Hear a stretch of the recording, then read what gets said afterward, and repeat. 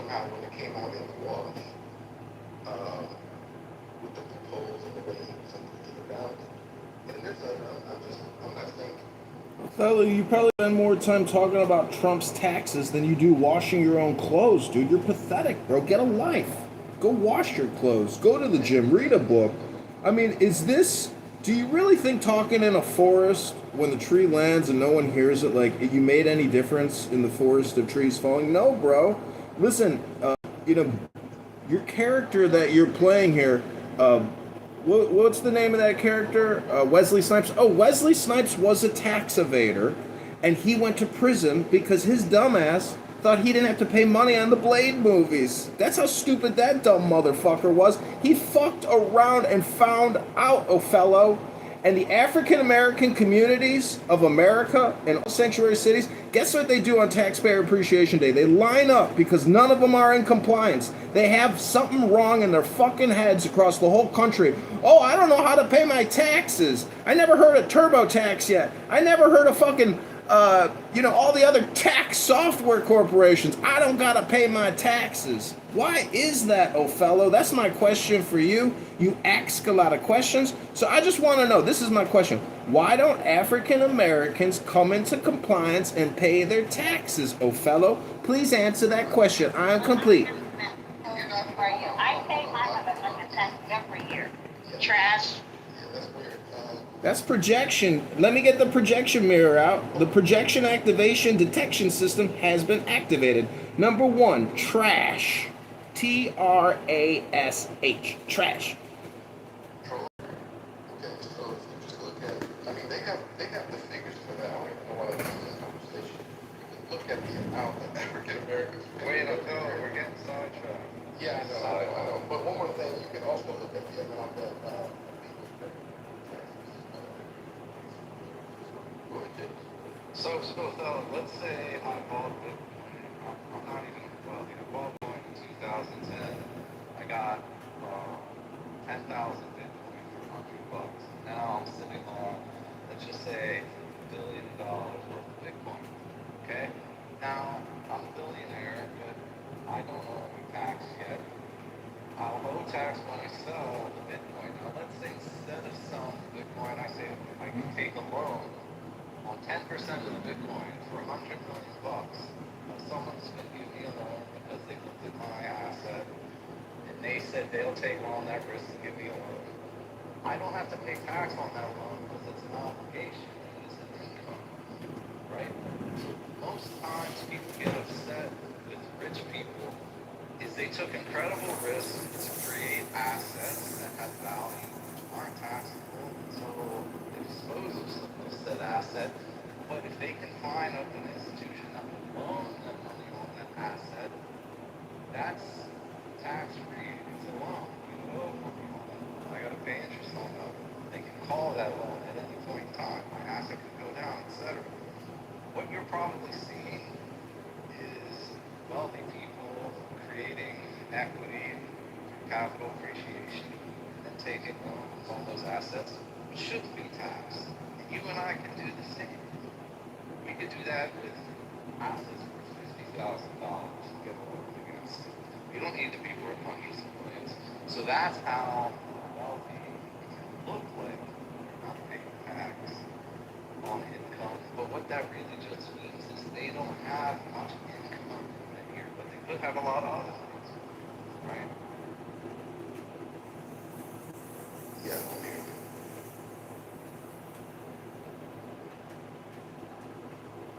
And I'll tell you, I think everyone pays taxes, including Black Americans. But what Kitover is probably referring to is low income, earned income credits, dependents, etc. You can have people that make $16,000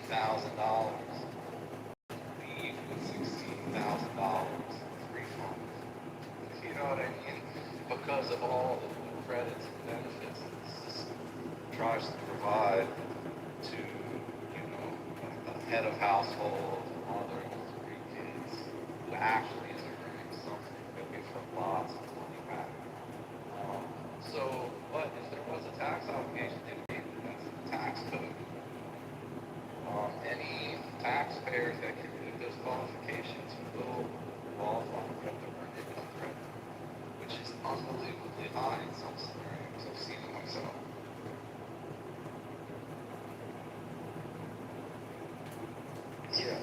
That's right. We can go into what that cuts and how we use certain tax credits as well. I don't want to go into that world.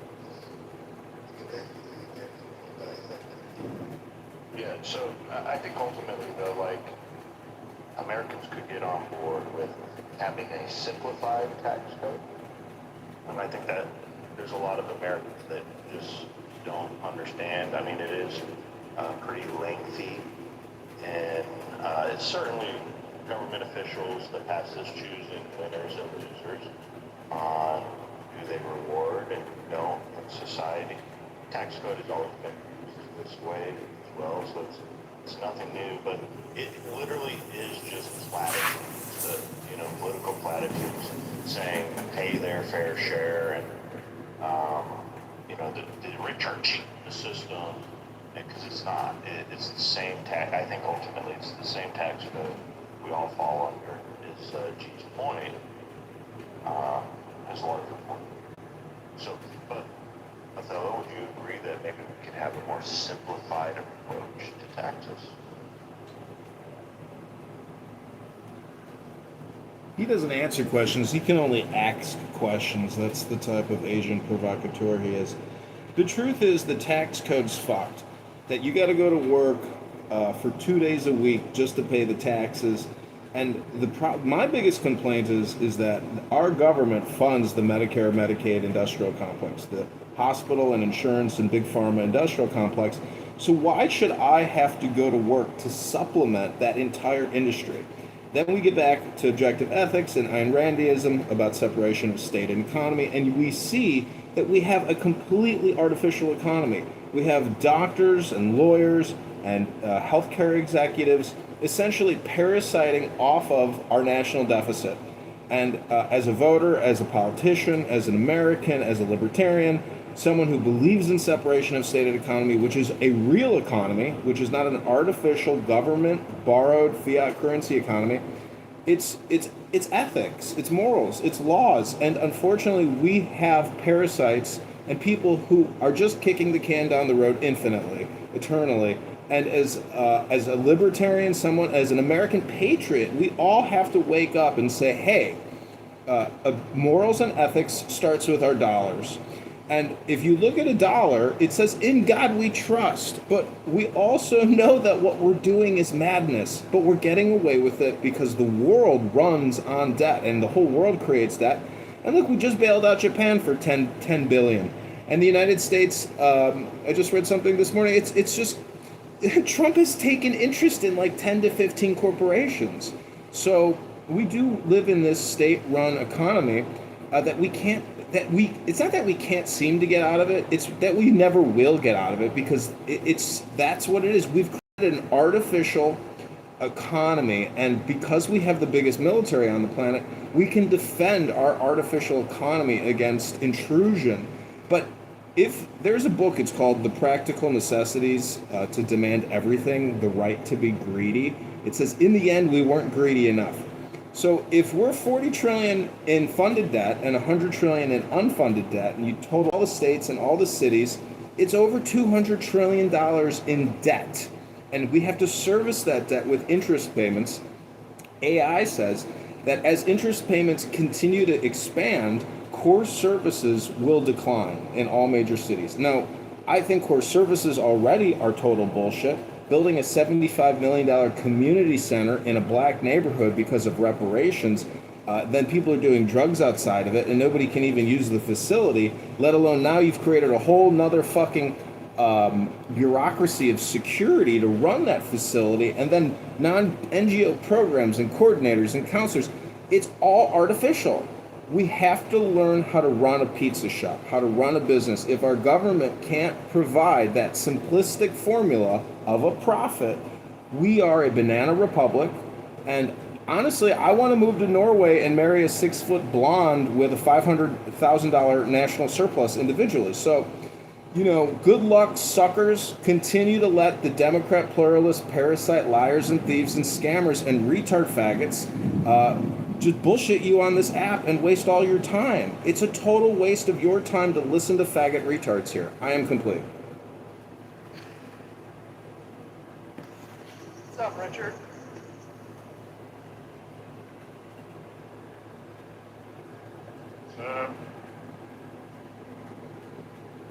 Never got an answer, Philip.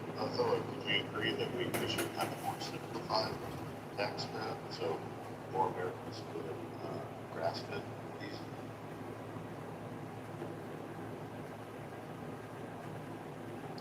Yes, yes.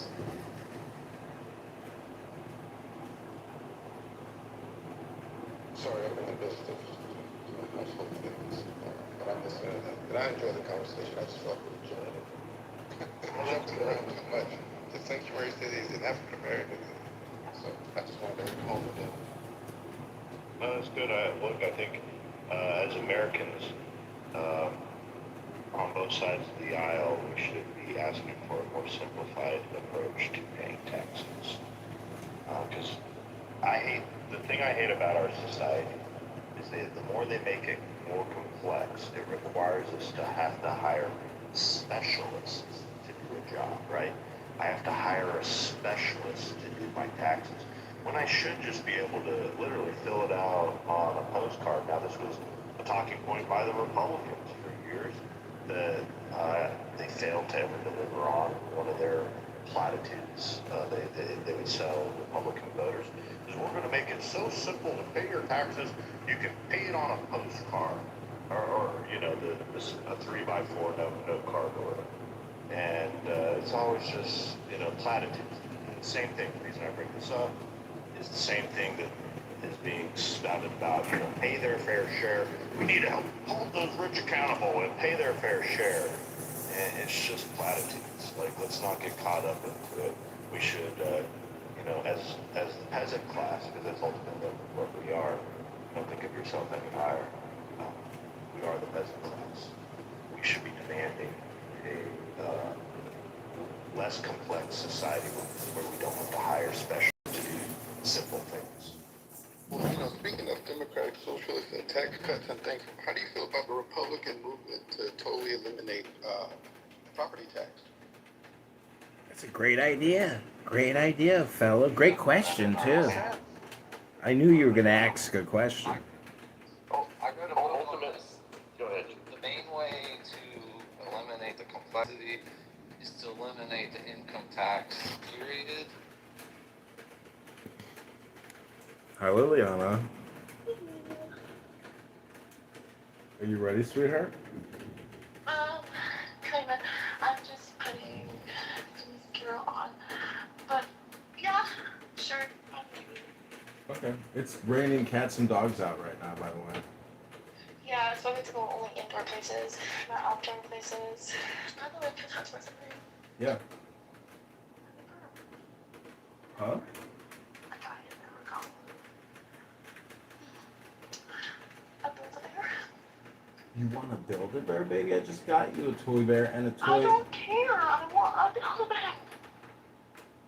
I don't know where a Build-A-Bear is. We could look. Well, I can Google it real quick for you. Do you want me to? Forget it.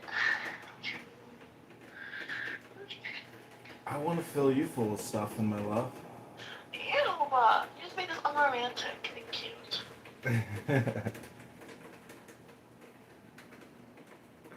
All right, my love. Well, are you ready? Shall I order the Uber now? You ready? Yeah, I'm ready. Oh, it's raining on it? Damn. It's raining. You better, not wait out there. Oh, no, Fucking porch. I'll bring an umbrella. Oh, man. I'll bring an umbrella. I'll walk you in. Don't, hoard me. You packed an overnight bag, right? No, Why not? because I'm not doing that. All right. Order it. Wait, let me make sure I got. Let me see if your address pulls up.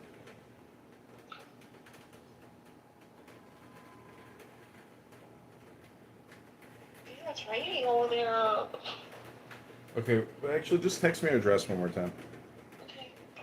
Okay, bye.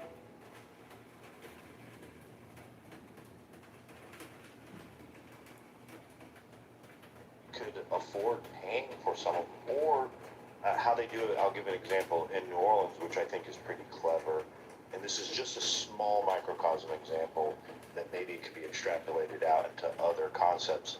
Is they have a ferry system there that, it doesn't pay for itself, right? The cost to run in the ferries to cross the Mississippi River from downtown New Orleans over to Algiers Point, it, it, it gets compensated by the raising of funds from the streetcars, which it's only like $1.25 to ride the streetcar.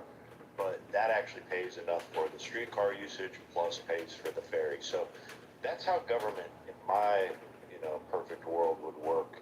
Is certain services could be offset by other services that do have a surplus.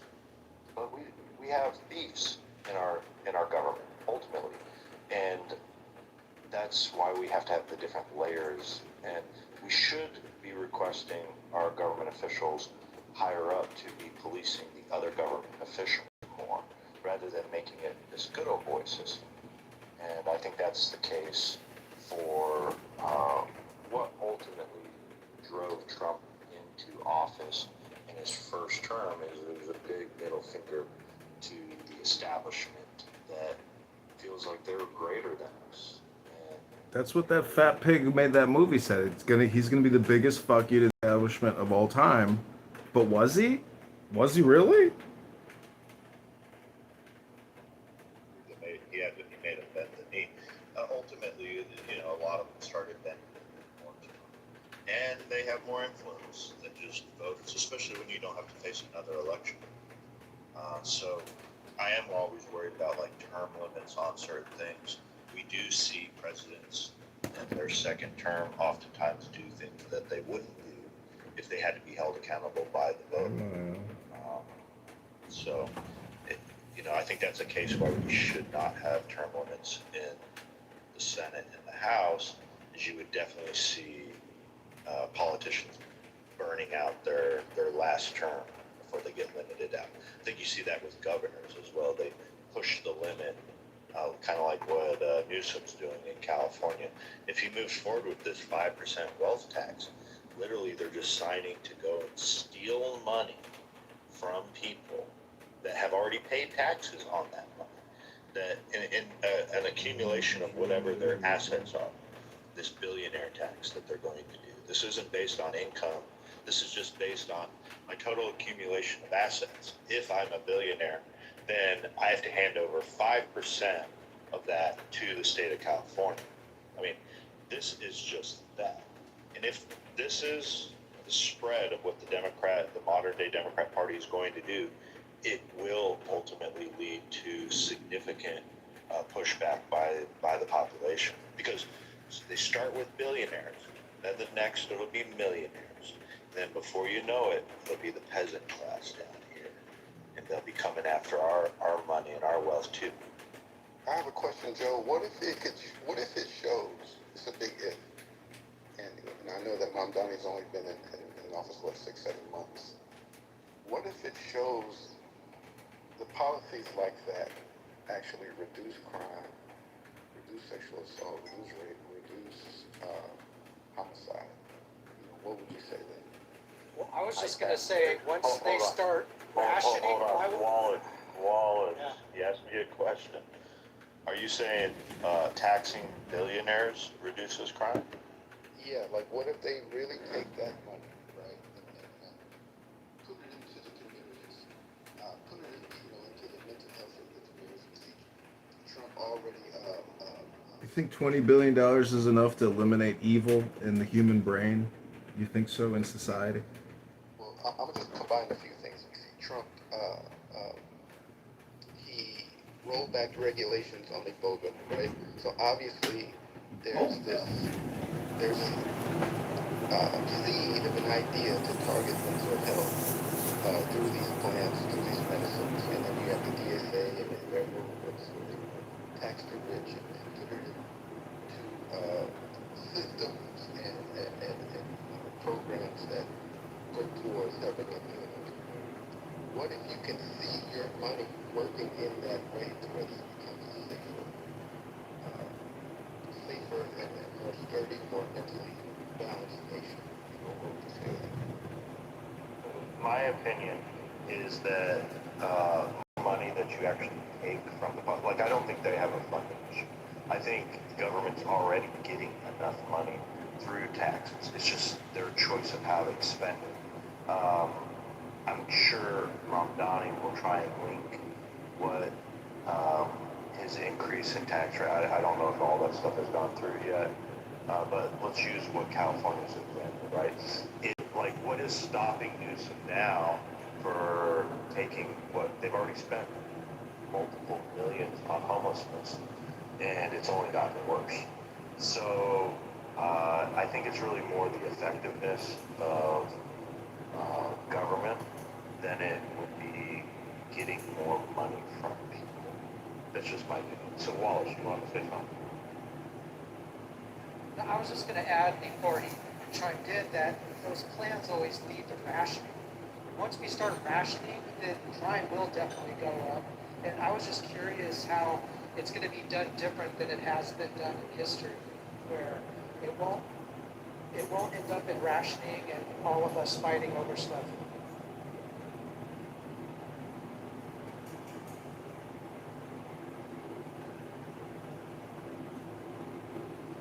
Well, I mean, that's the beauty of what we're looking at right now. We're going to see what works and what's just a pile of shit.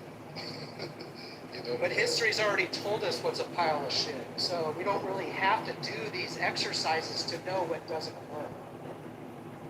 well, you know, we're going to see it regardless. We're going to be all eyes on NYC. Oh, great. Oh, this is wonderful. All eyes on Michigan. And we're going to see in real time what works. And we're going to look at the data, look at the numbers, and go from there. Yeah, something that's fascinating about politics is that there are no new ideas. I just want to point that out. Like, there's nothing new in the last 150 years that hasn't already been thought of with the type of political policies that hasn't already been tried or thought of. What happens in politics in our lifetime right now is it's just rebranded ideas. You know, it's like, it's going to work this time because I'm in office, and we will see. We will get to see if it's any different than how socialism has been tried for many, many years. It's just really this idea that elected officials have a better sense of how to organize society than the people themselves. And ultimately what we're doing is we're giving up our freedoms to be governed by bureaucrats. And we'll see. We'll see if it works. The central planning, oftentimes, unless it's very, minute stuff like central planning for... But Joe, the way you're talking about central planning, that's like communistic central planning.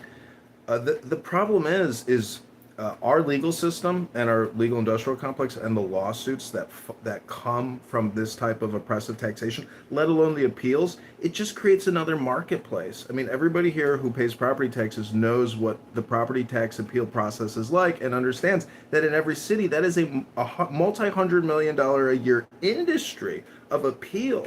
So our taxation system has created a legal appeal industrial complex, and it's all this money is going to support pensions at the present moment. So when a pluralist progressive Democrat mayor says we're going to spend another $200 million on restorative justice programs and DEI and CRT education programs, what they're doing is stealing from pension liabilities and the contributions that are not being made to the unfunded pensions. They're just taking that. They're also issuing tax credits on behalf of the cities in the tunes of billions of dollars, I've looked up property, what they call TIFs, incremental tax zones, and what they do is they just suspend taxation on a new development for many years. And sometimes when the right political moves come along, you can continue to get that TIF extended. So the whole thing is a grift between developers and investors, and Democrat mayors to give tax credits. The tax credit industry is a huge industry in this country. I have a friend who is extremely wealthy because of it, because he is a CPA and he does all the auditing for people that play this political development game of investment. So we really have to get back to the basics of how do you run a small business. You run it at a simple profit. We have created a communistic state in its truest sense. We've become the Soviet Union. We do not have separation of state and economy at all, and we're spending 7 trillion plus a year, or even more, and we're only taking in 5 trillion, and that 5 trillion, a lot of it is on the backs of your average income earner. If I make 80,000, if I make 100,000 a month, I'm really only taking home 1,000 a week. So we're getting taxed, we're getting smashed, and the property taxes are going to clean out the retirees. People have already seen property taxes go from 7,000 to 21,000 a year. I saw a black woman with her family. They bought a house for like 125,000. They didn't count on the property taxes being 10,000. They can't afford it. And then they're going to lose the house and then owe money on the debt and get sued and garnished. So we live in a very pernicious, circular, parasitic debt garnishment society. If you can't keep up with the bills, the lawyers will get you. It's the best investment in your lifetime is to become a lawyer, because you can take down doctors. You know, Edward here, he has had, or other people here has had stents put in their hearts. If you got stents in your heart, you can talk to a personal injury attorney right now and sue that fucking doctor who put those stents in your heart and get a couple $100,000 out of his fucking fat ass. And he bilked Medicare Medicaid for $2.4 million last year. So the point is, the whole system's upside down. We glorify the doctors, we glorify the lawyers, and everybody just kicks up to them. I am complete. I don't have anything regarding this last statement, but what ultimately happens is the shell game that the politicians run is they'll come in with these altruistic policies, like what's being sold in California, in Mamdani, right now in New York City, and then as they go through the different policies, they still enrich the people that help them get there, or empower the people that help them get there. And that's oftentimes, I'm talking about local governments all across America, probably much more corrupt than even Washington, D.C.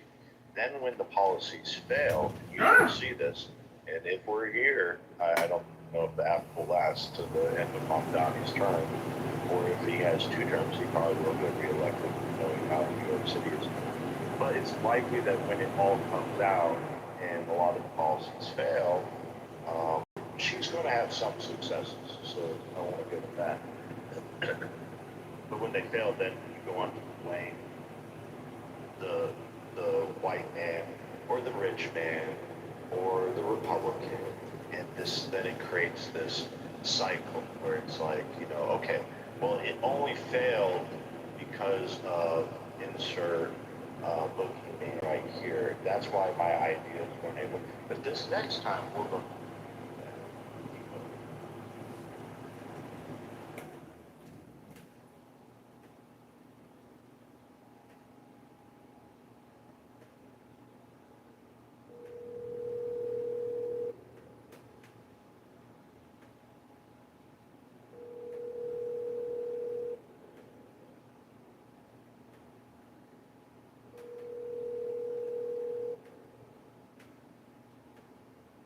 Your call has been forwarded to voicemail. The person you're trying to reach is not available. At the tone, please record your message. When you have finished recording, you may hang up. Hey Maya, it's John. Hope you're having a lovely afternoon. Sometimes my text messages don't go through for some reason because I'm on a Google Android. But anyways, call me back or text me, and I look forward to talking soon. Bye.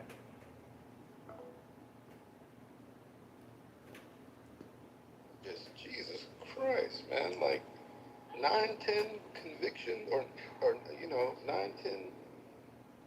What are you going to learn? That this guy needs to be locked up. I don't care where you put him. You know, jail, prison, or a mental institution. Get this guy off the streets. You know.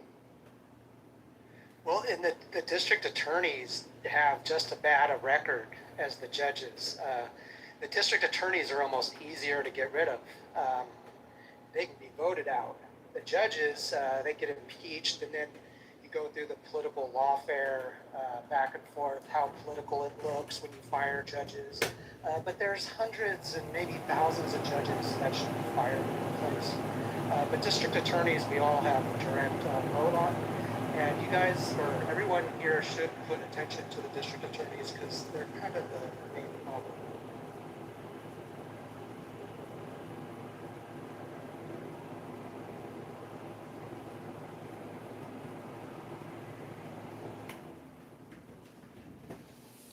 I just think the biggest problem is that we don't have capital execution for a lot of these villains and criminals and mass murderers and demon parasites that we have locked up that we're spending 120,000 plus a year on with either private or public, federal or private, run prisons.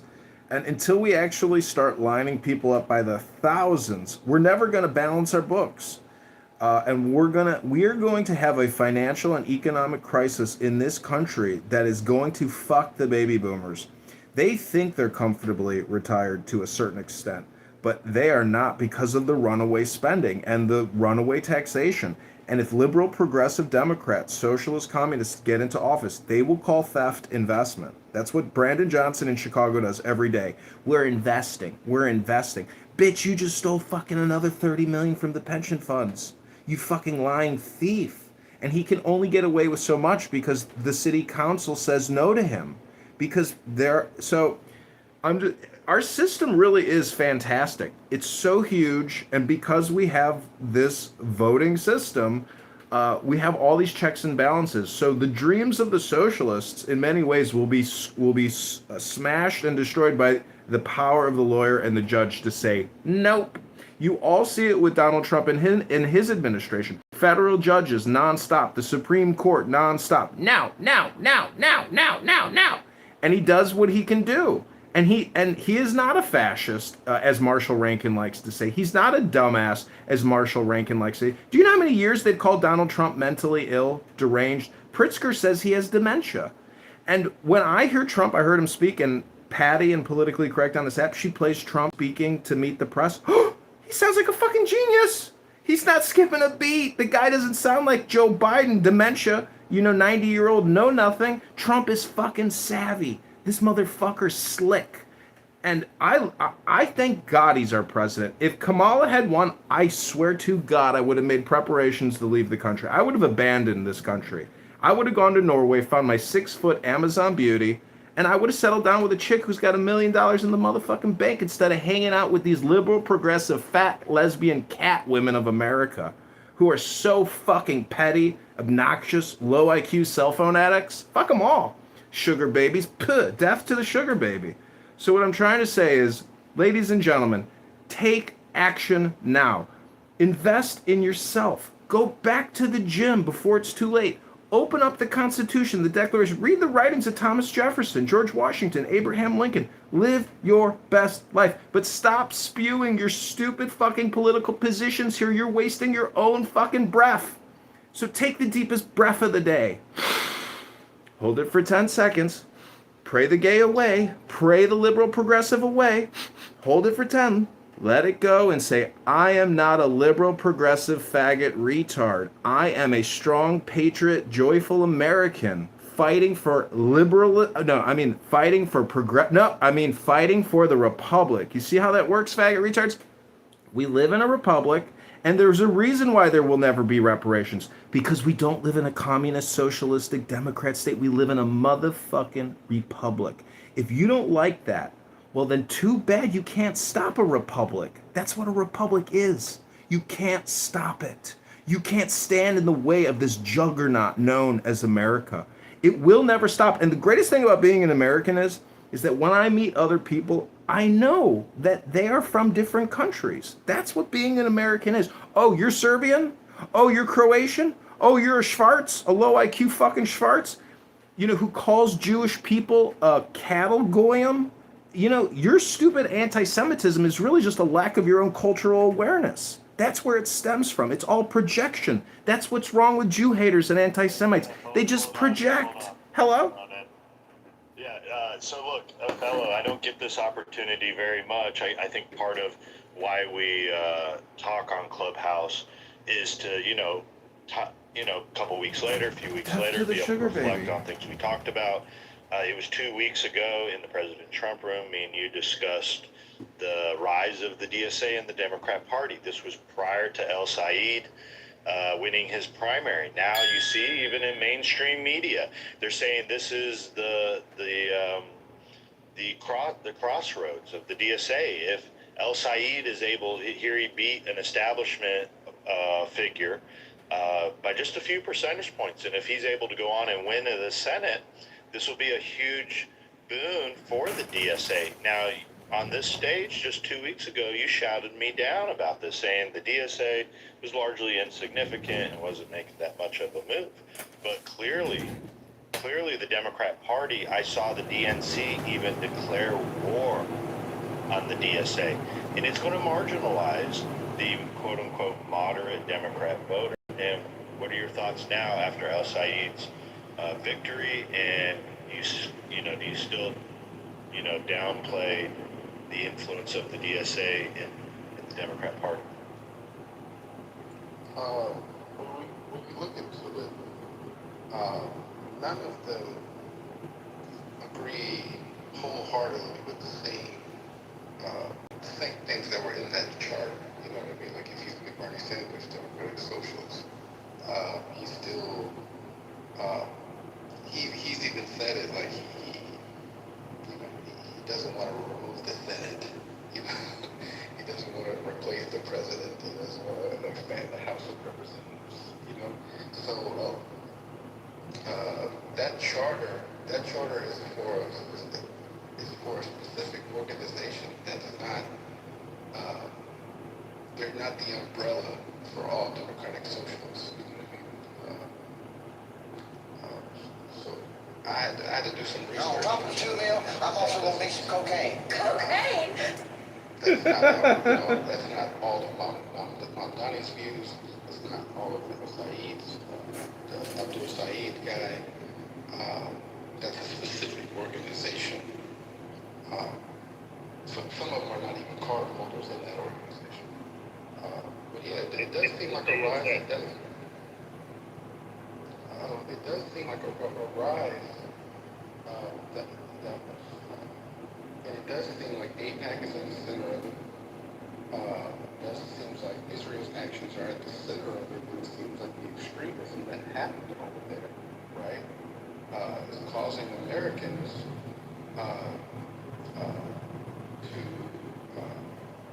to turn the tide. And so I looked and it said that like 49% of all Americans want Netanyahu arrested. So now, when you have people that are sponsored by AIPAC, now, Americans are taking another look at them and saying, are you really American first? Interesting. This was about the DSA and the Democrat Party, not Netanyahu. It's Real quick, can I ask a it question? all goes together. Can I tell you how it all goes?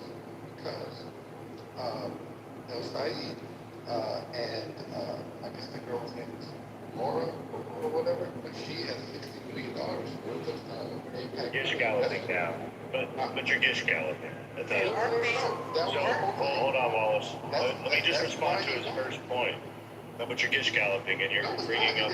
It's directly because the extremes that happen over there are now causing. No, I asked you about how do you hold on. I'll explain how you're Gish. I'll explain how you're Gish galloping. So I asked you specifically about DSA's influence in the Democrat Party, and you did make the first response about what Bernie Sanders is going around saying right now. Now you're going into talking about the influence of Benjamin Netanyahu in AIPAC. You brought up AIPAC, that they're at the center of the DSA. Are they? They're at the center of what the DSA is against.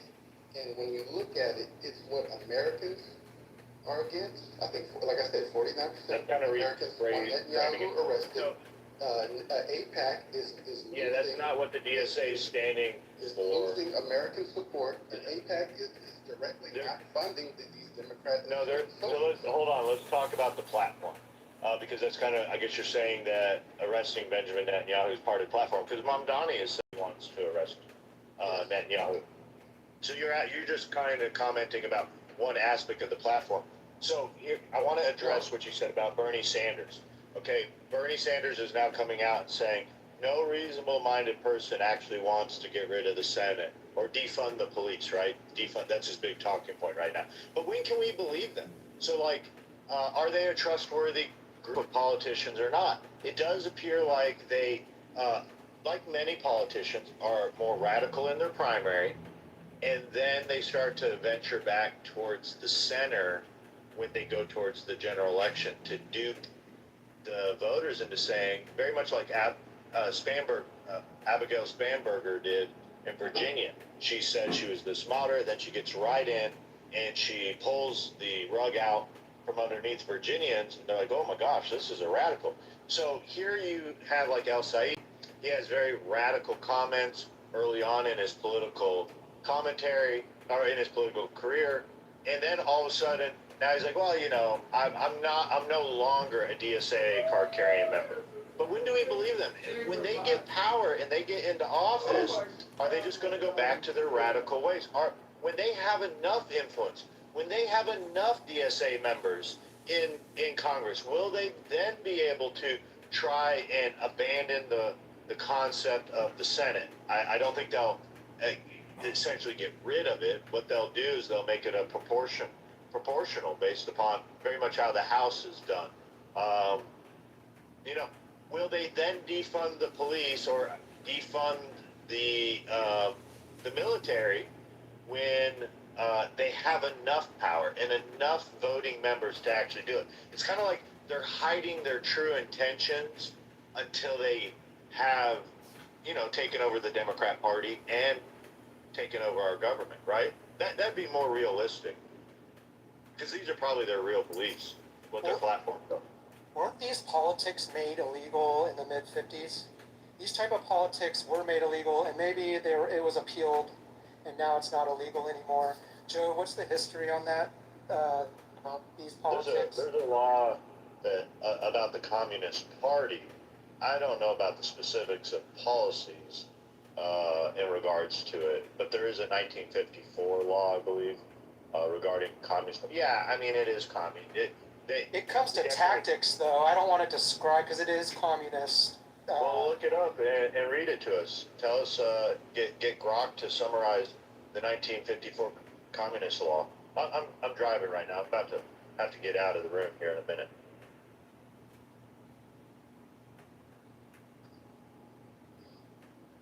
Go ahead, Phil. Okay, sorry, man. Clubhouse has this new thing where you can't even check. You can't even do your due diligence and fact check a website or you'll get thrown out of the room. Yeah, you need 2 devices. I wanted to comment on what We can still do it in Android, so it must be an Apple thing. Oh, sorry, I didn't even hear the question because I got thrown out of the room while I was looking up Donnie's cut to the police force. It's like a $22 million cut to the police force where he implemented targeted cuts in preliminary spending plans. He scrapped plans for phased hiring of 5,000 new recruits to the police force. And he rolled back anticipated increase in uniform head count during budget negotiations with the city council. At the same time, like I said, I got to go back to the historic low homicides. You know what I mean? So The historic low in homicides is propaganda and a lie. A straight up propaganda and a lie, and you keep referring to propaganda and lies. We all know that's not true, my friend. It's a fucking lie that Democrat mayors have put out nationally. Crime is not down. Homelessness, mental illness is huge. There's huge crime numbers over the past 6 years. So stop with your fucking propaganda and your fucking lies, you fucking liar. You're a low IQ piece of trash spreading lies. Stop with your fucking lies, you fucking liar. You hear me loud and clear. It's spelled Liar. You're a fucking liar citing lies. Stop spreading your fucking lies, you fucking liar. I am complete. Does anybody else have children around? And he's saying the word, he's saying that, I put here about. You're wasting your time educating your children with lies on a conference call, you fucking loser piece of trash liar. we don't want to troll, we want to talk. I send my son to John all the time. Othello, I'd like to respond a little bit to what you were talking about, the DSA, the popularity. You brought up Israel, and I think the real scary part that I'm seeing with the DSA movement is essentially it's not just communism. I think it's the focus on central planning, which both appeals to the communists and the Islamists, and simultaneously it may be I'm not sure about your views, but maybe you do lean more towards like central planning to solve problems, but you inadvertently, and maybe members of the DSA now, I'm against central planning, but they're also embracing, knowingly or unknowingly, the central planning of Islamists, which isn't communism, right? The whole separate system. But you both agree with certain tactics, They're measures of control. And I think you've even embraced, maybe unwittingly, this anti-Netanyahu, anti-Israel talking points. They're fighting against their communism, which is Islamism, right? And the Islamists stand, I would imagine, for everything that you're against. But yet, you would probably vote for a Mamdani or El Said. And these people, they believe gnarly, dangerous stuff that makes Zionism look like, libertarianism at the end of the day. Really. So I think you need to be careful and really examine who it is you support and what you think they're really trying to achieve. No, I hear you, brother. And we're having this conversation. Know that anything that I've said is facts as far as you can even go to Fox News, and they're already reporting how Americans' trust in AIPAC is down like 19%, and with certain studies, 20%. So I'm more so talking about the state of America instead of what I believe, you know what I mean? Because I'm actually a supporter of getting the illegals out of here so we can get our jobs back, and we can get our cities safer. I'm actually reporting to the state of America when we look at the data as far as trust in AIPAC, and 49% of Americans want Netanyahu arrested. That's data. You know what I'm saying? I agree with you that's data and you reflect, but what state does that tell you that the same people that are losing trust in AIPAC and want Netanyahu arrested are championing and putting on their shoulders clear Islamists? It's wacky, and I don't think we should trust necessarily. We acknowledge public opinion, but that doesn't make it rational or right. And I think we need voices, even if they're espousing views that we might believe in. We still need loud voices to stand against other ideas that they have. Just like with Trump, it's like you cannot like some things about Trump, but you can also love other things about Trump. We got to be the same and call Mamdani and these Islamists out. If you are, let's say, a democratic socialist, you can't at the same time champion Islam. I mean, it doesn't make sense. So public opinion is important to understand, but I just want louder voices speaking out against values that are antithetical to the West. Yeah, and I was talking about it in a sense to where, like, the state of things, I think what you saw in Gaza, what you see with the Iranian war, right? And then when you have J.D. Vance, who a month ago, goes on Joe Rogan's show and says that Israel is conducting propaganda campaigns to extend the war, and thus undercutting, like throwing him under the bus and where he's trying to do his job, right? So that he can actually work out the peace talks, and he can. And he says that Israel is doing propaganda campaigns on American people. That's our vice president. That's a Republican. That's a conservative. That's a right winger. And so, like Fox said, Prove him wrong. Prove me wrong. Hey, he said it. I'm not here to prove him wrong or anything. Yeah, he's wrong. I'm more so talking about the fact that he said it, right? And that does not do good for the trust of Americans. And just like Fox News says, when they went through the polls about America trust in Israel, right?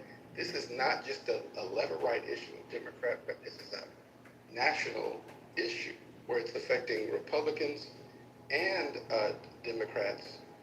And what I'm saying is that it's influencing the rise of the democratic socialist movement to now where the public doesn't trust AIPAC, right?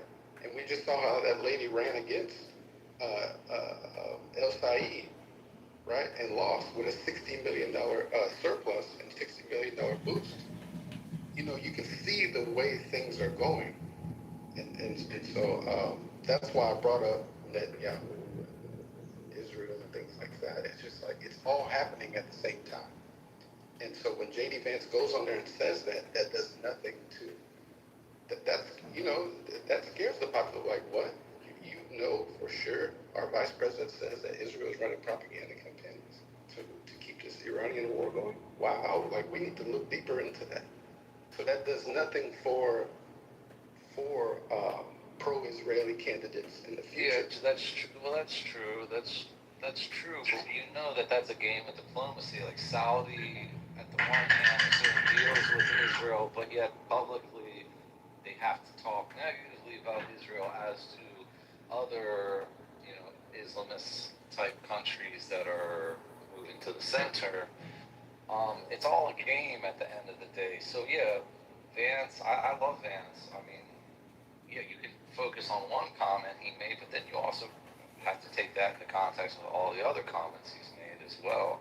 But I think it is a dangerous momentum happening in our country of people embracing communism, embracing Islamism, because they're embracing communism or so-called communism.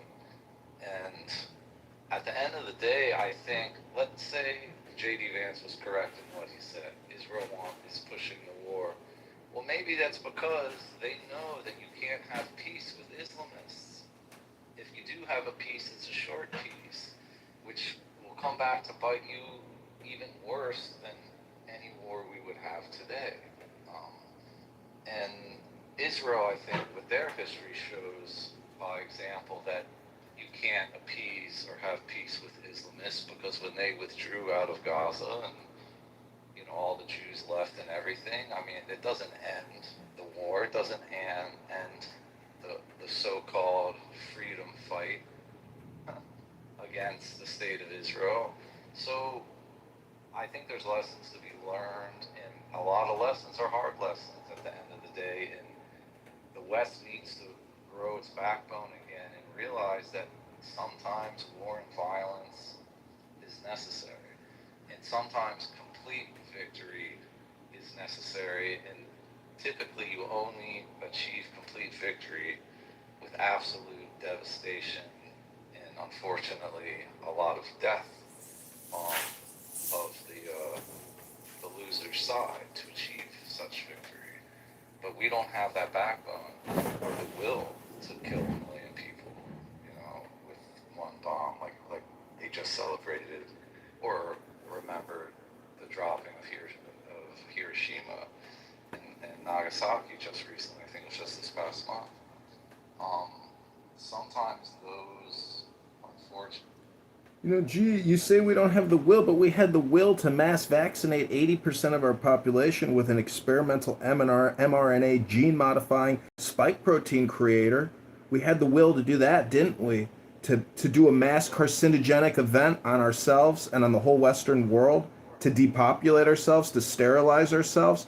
And Rand Paul can't even arrest Fauci in a fucking senatorial. If Rand Paul was a man, he would have the sergeant at arms and private security and make a citizen's arrest of Dr. Fauci and march that little fucking Italian Goomba faggot straight to Todd Blanche's office where he can put that little Goomba faggot vaccinator in prison.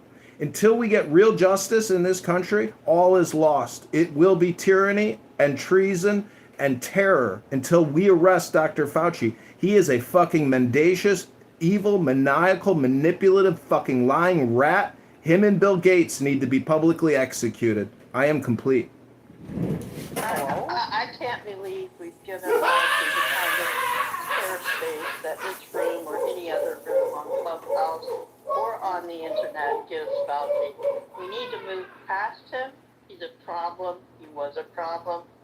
We need to look at our own issues and maintain peace with Rubio, yeah, I said it, and Vance as a joint ticket, and I keep saying that, and no one gets it.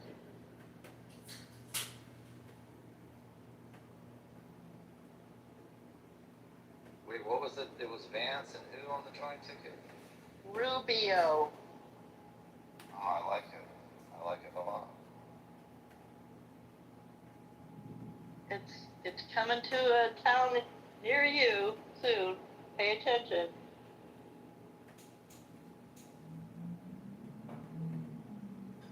But I feel like there aren't many vaginas on that ticket.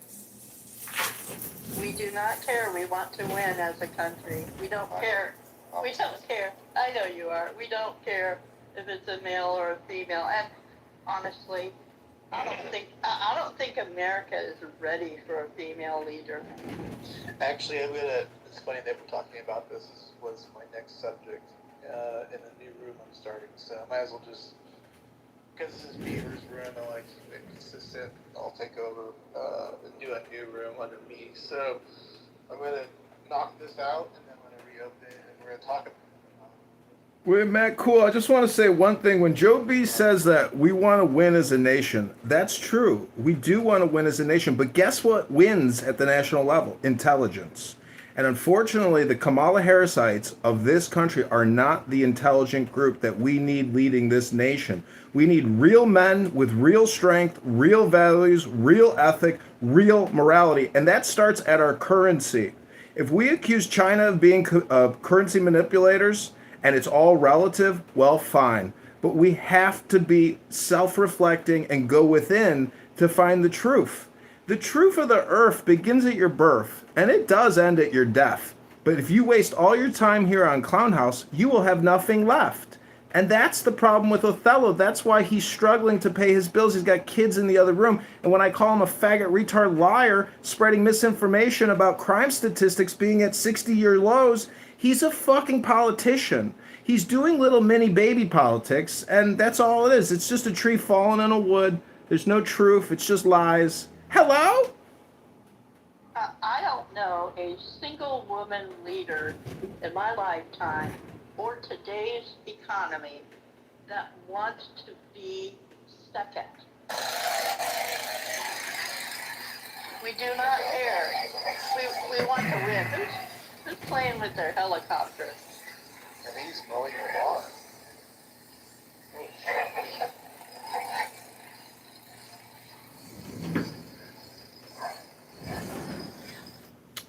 So thank you all for coming to the President Trump house and engaging in this thought-provoking debate with faggot retards who don't understand economics, can't explain inflation, don't want law enforcement, want us to spend billions of dollars, take it from the rich, spend it on the mentally ill who keep slugging women in the streets. That's the type of faggot retard you're dealing with. Recidivism. Violent criminal offenders attacking white women in the street, screaming Trump, and you got Othello here Hey, just another Othello telling you, don't you think if we took from Elon Musk, because he's building the biggest building in the world, if we took at least $2 billion more from him in Texas this year, we could use that money if we really used it? If it really went to the people who need the restorative justice? If it really went to them? See, Othello doesn't understand that the middleman captures all the money. That's why the homeless crisis in California has only exacerbated, because the middleman faggot retard, just like your insurance broker, has captured us. We let the middleman take what he's not even entitled to. It's against the law. And they break it every day. That's why we need real lawmen, real patriot Americans, strong, liberal Americans. And when I say liberal, I mean libertarian, not progressive Democrat, communist, socialist thieves who misaccurately use words to describe theft. It's investment. Motherfucker, it's not investment. It's fucking theft. California, New York do not run our country. Us idiots are sitting on the sideline acting as if they do. We need to say, screw them or embrace them or whatever the case may be and proceed on. And we have to agree on what proceeding forward needs to look like in order to win. And John, just know that when I fight for mental health, I'm fighting for people like you. I actually need this. Let me get that projection mirror out for you, faggot retard. And when Joe B says that we want to win, strength will always win. Joy will always win. Happiness is really the goal. And so faggot retards like you who think you're fighting for mentally ill people like me, what you're really trying to do is fight for your own life. But you're not, Othello, because you're a faggot retard. And here you are spreading lies because you're a piece of garbage. So next time you project onto me, just remember, you know, whatever you say to me bounces off me and sticks to you. That's what's up. Starting new room shortly in the President Trump house. Yeah, you gonna keep calling me the N-word, Himothy? Green bean. Green bean N-word up in here. Green bean N-word. Room that identifies winning and agree on what that looks like. I don't think 5 people in this room agree on anything. I think we can agree that that nigga Book need help. Respectfully, man. You respectfully, nigga. If you're gonna say nigga, I'll say nigga. So nigga, it's all projection, nigga. People, come on now. It's all This is so projection, stupid. nigga. I can't even stay here. Alright, I'm closing. I'm reopening under me. Seeing a few. Thank you, sir. Yep, see you then.